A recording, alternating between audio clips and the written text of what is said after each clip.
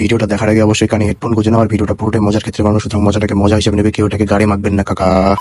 আমার পাত পেয়ে গেছে। বাড়া এমন ভাবে পাত মারলো মনে হলো দুটো পাহাড়ের মাঝখান দিয়ে লাভা বিস্ফোরিত হচ্ছে। তোমারও গুদের গন্ধ আছে মনা, একবার আঙুল ঢুকিয়ে এরম করে শোকো। ওয়াও, এ তো দেখছি ফক ফক গন্ধ করছে। আবে সালে, ধান কাটতে ব্যস্ত ছিলাম বলে কি ভেবেছিস রোস্টিংটা ভুলে গেছি? এটাও আমারই কাজ।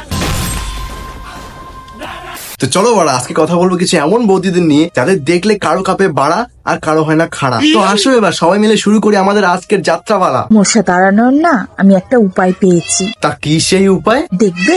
হ্যাঁ হ্যাঁ, দেখাও দেখাও। এই দেখো, এইভাবে আমি রাখবো, মশা আর কামড়াবে না। এই মা, আমি তো ভেবেছিলাম মশা রক্ত খায়, এ তো দেখছি সব মশা সরসর করে ঢুকে যাচ্ছে তোমার গুহায়, মানে গুহায়। আবে সালে, আমাদের এদিকে মশাগুলো খায় রক্ত, আর তোমাদের দিকে মশাগুলো স্বভাব দেখে মনে হচ্ছে তোমাদের দিকে মশাগুলো মনে হয় জনি সিন্সের ভক্ত। হ্যাঁ, না ঘরে ঢুকছে না মশারির তলে ঢুকছে, একবারে সোজা গুহার তলে ঢুকে যাচ্ছে, মানে লাঠির তলে। যারা যারা বলো যে আমি খুব সেক্সি। সেক্সি? কে বললো সেক্সি? আব তো স্যার বল দে ভোসড়ি। দেখো, আমার পাত পেয়ে গেছে।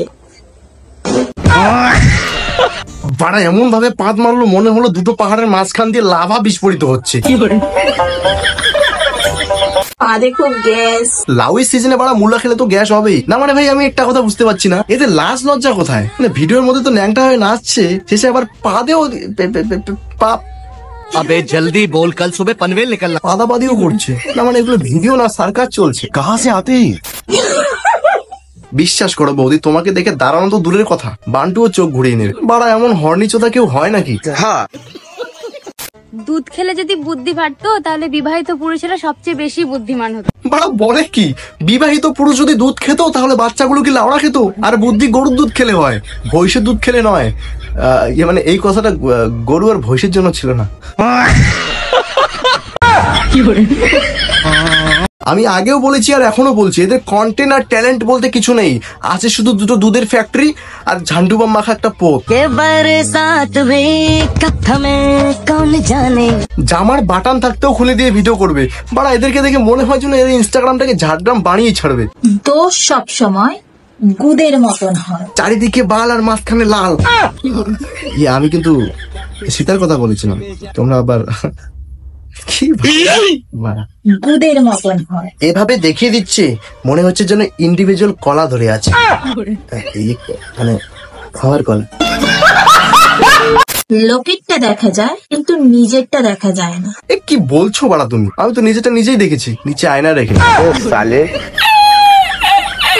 লোকের বইয়ের গুদের গন্ধ খুব গন্ধ, আর নিজের গুদের গন্ধ তো ওয়াইল্ড স্টোন পারফিউমের মতন। ওয়াইল্ড স্টোন হতে যাবে কেন? সত্যি তো ওয়াইল্ড স্টোন কেন হতে যাবে? তার মানে তুমি তোমারটা শোনো। সেই পকড়ে হ্যাঁ, তোমারও গুদের গন্ধ আছে মনা, একবার আঙুল ঢুকিয়ে এরম করে শোকো। ওয়াও, এ তো দেখছি ফক ফক গন্ধ করছে।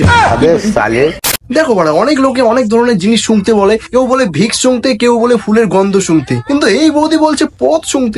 আমরা মনে পড়ে ছোটবেলায় সেই পুটকির মধ্যে আঙুল ঢুকিয়ে দিয়ে চুলকানি হলে যে চুলকে তারপরে যে হাতে দেওয়া, উফ, ব্যাপারটাই আলাদা ছিল। আর সেগুলো ছিল ছোটবেলার কথা, সেগুলোর কথা বাদই দিলাম না হয়, কিন্তু মানুষ কতটা ঢ্যামনা হলে এই বয়সে এসে পুটকির গন্ধ শুনতে পারে। হ্যাঁ,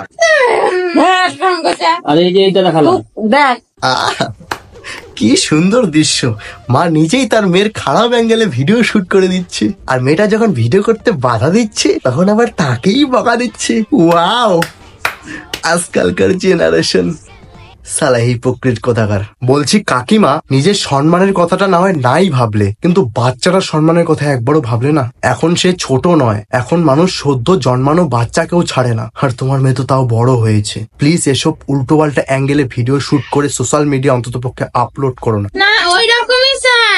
দেখো, এই একটা কথা পৃথিবীর সমস্ত বাবা মাকে আমি বলতে চাই যে তোমরা ভাবো তোমাদের মেয়ে এখনো বাচ্চা আছে তাই শর্ট পরলে জিন্স পরলে তোমাদের চোখে কোনো যায় আসে না। একটা কথা জানো তো তোমরা, সন্তান কখনো বাবা মার চোখে বড় হয়ে যায় না।